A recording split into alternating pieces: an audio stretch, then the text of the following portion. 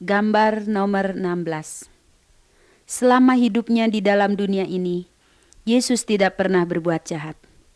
Dia selalu menolong orang lain.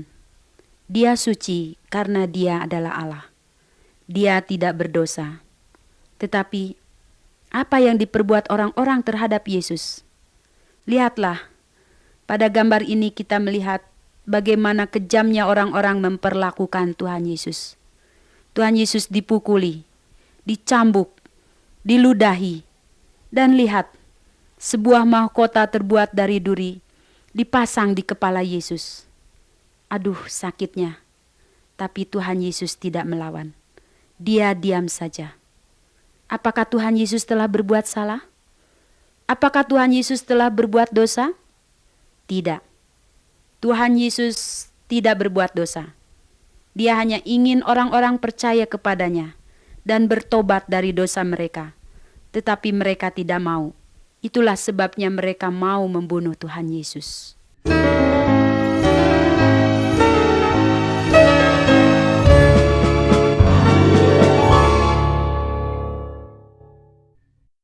Gambar nomor 17.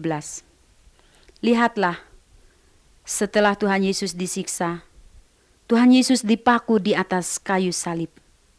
Tangannya dipaku, kakinya juga dipaku. Dia rela menerima semuanya itu, karena dia tahu hanya itulah satu-satunya jalan agar orang-orang diselamatkan dari hukuman dosa. Dia tahu bahwa dia harus mati di salib. Bersama-sama dengan Tuhan Yesus, ada dua orang penjahat yang disalibkan juga. Mereka disalibkan karena mereka jahat dan sepantasnya mereka dihukum. Tetapi Tuhan Yesus disalibkan karena Dia mengasihi kamu dan saya. Dia mengasihi semua orang.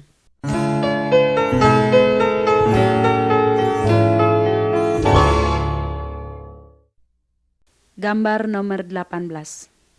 Tuhan Yesus sudah mati dan Ia dikuburkan. Pada hari yang ketiga, Maria dan beberapa temannya datang ke kubur Yesus membawa rempah-rempah. Tetapi alangkah terkejutnya mereka ketika melihat pintu kubur terbuka dan Tuhan Yesus tidak ada di dalam kubur itu. Mereka bertemu dengan dua orang malaikat yang mengatakan bahwa Tuhan Yesus sudah bangkit. Dia sudah hidup. Dia hidup kembali sekarang sampai selama-lamanya.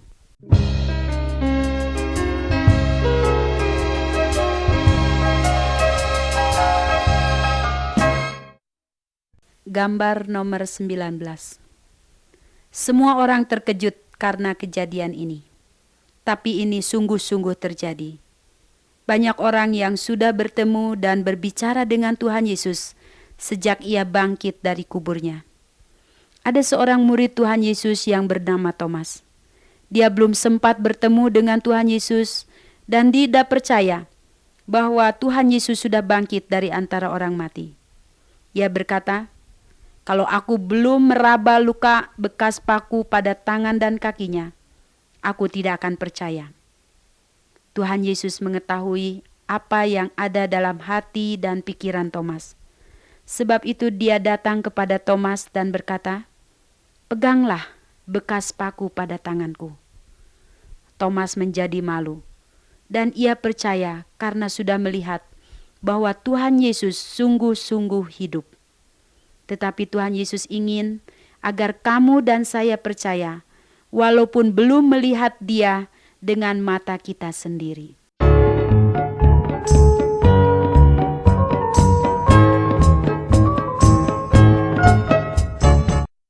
Gambar nomor 20. 40 hari setelah Tuhan Yesus bangkit, Ia mengajak murid-muridnya naik ke sebuah bukit.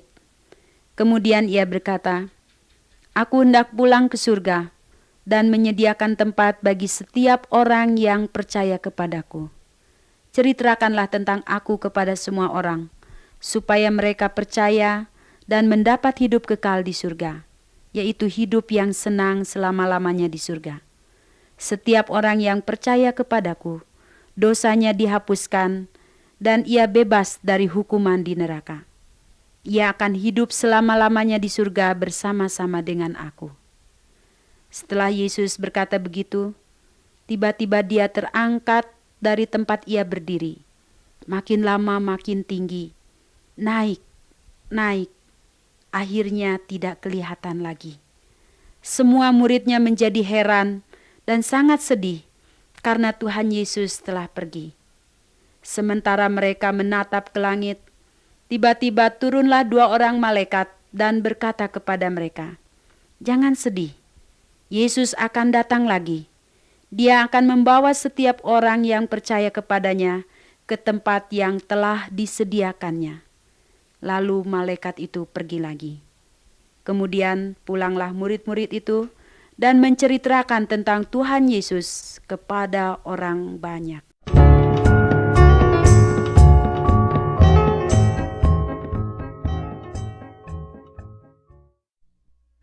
Gambar nomor 21. Di sini kita melihat gambar salib. Apakah yang kamu ingat jika melihat gambar ini? Salib mengingatkan kita kepada pengorbanan Tuhan Yesus. Dia rela mati karena Dia mengasihi kamu dan saya. Seharusnya kitalah yang dihukum karena kita orang yang berdosa. Tetapi Tuhan Yesus sudah menanggung semua hukuman itu di atas kayu salib. Alangkah besarnya kasih Tuhan Yesus kepada kita. Tapi ingat pula, Tuhan Yesus tidak tinggal mati. Dia hidup. Dia hidup sekarang sampai selamanya.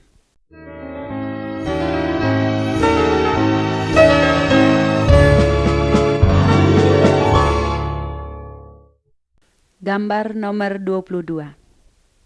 Tuhan Yesus pernah mengatakan bahwa ada 2 jalan.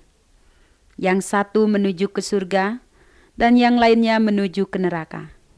Neraka adalah tempat hukuman bagi orang-orang berdosa.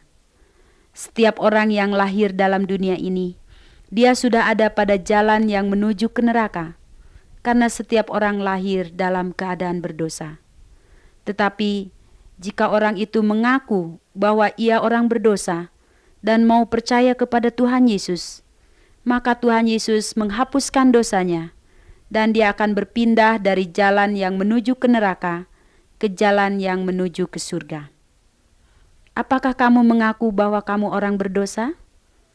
Kalau iya, kamu memerlukan Tuhan Yesus untuk menghapuskan dosamu. Berdoalah kepadanya sekarang ini juga.